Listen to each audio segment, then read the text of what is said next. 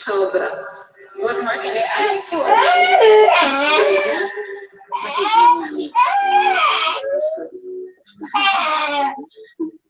can't wait na kasama-sama na tayo sa US pagdating ni baby. Bakit hindi ka sumasagot? Akala ko ba sobrang happy na miss ko? Not when you're leaving me again. Tapos dalawa pa kami ngayon. Yung nakakalaman. Sabi ko naman sa'yo, di ba? Sabi ko, usapan natin ito ah. Ipipetisyon mo ba yung baby? At doon na tayo maninira sa Amerika. For good. And promise ko sa'yo, we will be one happy family. Siyempre, we will make more babies. Lindon, let me talk to my son, please!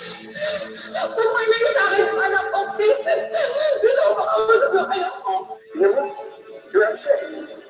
Alam mo, saan na tayo mag-isa?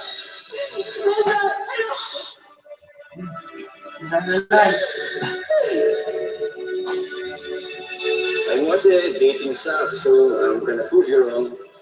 Tapos ang siguro. Alam mo na, mommy duties. Maybe next time. Suko ako dyan. Hirap ka lang ba ng anak? Napakabait ang mami ito. Mention ito para sabihin siya na... Na ano? I love you, Lex.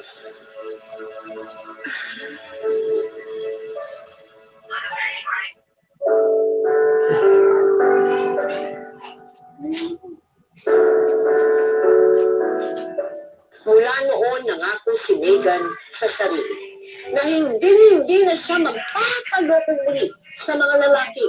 Babalikan niya ang kanyang nabugbing singing career at araw-araw na ipinagdarasal na sana sa wakas makita na niyang muli ang kanyang panganay na anak. Hanggang sa... Everything is good. Okay. I will. I definitely will. Thank you so much. Okay po. Bye. Thank you.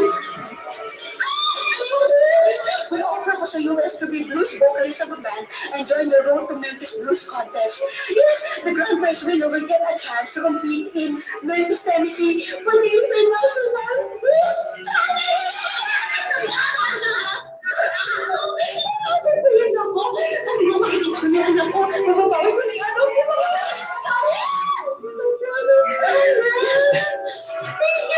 Congratulations!